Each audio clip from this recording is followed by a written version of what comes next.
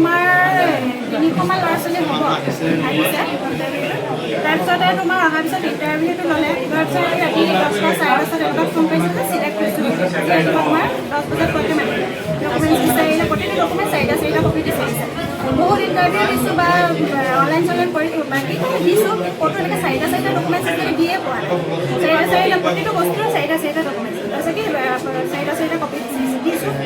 ইয়াৰ পিছত তোমাৰ ইয়াত সোমালোঁ। সোমোৱাৰ পিছত সিহঁতক ক'লে বোলে ৰেজিষ্ট্ৰেশ্যন ফিজ 5 লাখ টকা লাগিব। চাকৰিটো চিলেক্ট হোৱাৰ পিছত 5 টকা সিহঁতক কোনো এপইণ্টমেণ্ট এটা ফোনত ফটো মাৰি ল'বলৈ কৈছে বা সেইটো দৰমহা কাম কৰিব লাগিব। কিন্তু সিহঁতে এডভাৰটাইজ দিলে হৈছে দৰমহা 20,000 ফিক্স চেলাৰী মাহত এটা আমি 20,000 বা 25,000 টকা দৰমহা পাম। ইয়াত চোৱা তুমি কালি লখিমপুৰ ভিতৰত বুলি কওঁতে ডিষ্ট্ৰিক্টৰ ভিতৰত বুলি ক'লে কিমান দূৰৰ পৰা আহি গৈছে।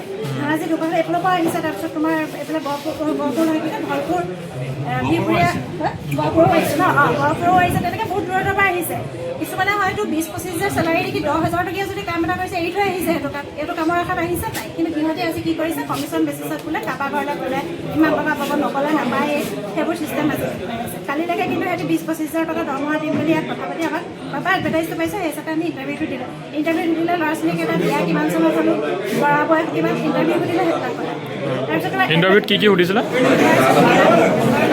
কিমান বিয়া কিমান চনত হৈছে, ইণ্টাৰভিউ কি সেইবোৰ কথা সুধে নেকি?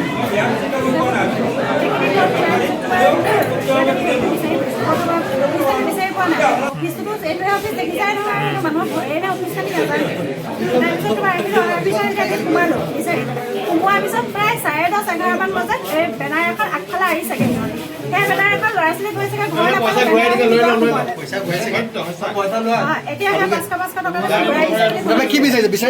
আমি ন্যায় বিচাৰিছোঁ। এনেকুৱা ভুৱা কিয় কৰিব লাগে? ইমানখিনি ল'ৰা ছোৱালী কিয় মানে সেই যে গড়পুৰৰ পৰা এটা ল'ৰাই বা য'ৰে নহওক তেল খৰচ কৰি গাড়ী ভাড়া ভৰি অটখিনি দিনটো কষ্ট কৰি দিনটো কামটো তেওঁলোকে কিয় কৰিব? তাৰ কাৰণে আমাক ন্যায় লাগে। স্বীকাৰ কৰক যে হয় ভুল কৰিছোঁ, কিবাখিনি কৰিলেও মানি যাওঁ, তাতকৈ বেছিলৈ নাযাওঁগৈ।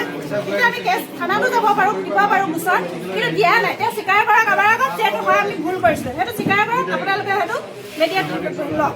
আজি কিছুদিন আগতে দেখিবলৈ পোৱা গৈছিলে লখিমপুৰত এনেকুৱা এটা আৰু এটা কাণ্ড হৈছে। কি ক'ব এই ক্ষেত্ৰত আৰু কি? এইবোৰ যে আৰু নহয় মানে ইমানখিনি ল'ৰা ছোৱালীক লৈ মানুহেতো চবেই কি কিবা এটা কৰাৰ আশাত আহে, কিবা এটা পোৱাৰ আশাত আহে, হয়নে? সেই আশাটো কিয় এনেকুৱা কৰে মানে? এনেকৈ হ'লে কি হ'ব? ল'ৰা ছোৱালীৰ মনো ভাগি যাব। ভুৱা প্ৰতিষ্ঠান কিয় ইমান মানে ওলাই আহিছে? সেইটো আমি ন্যায় বিচাৰোঁ।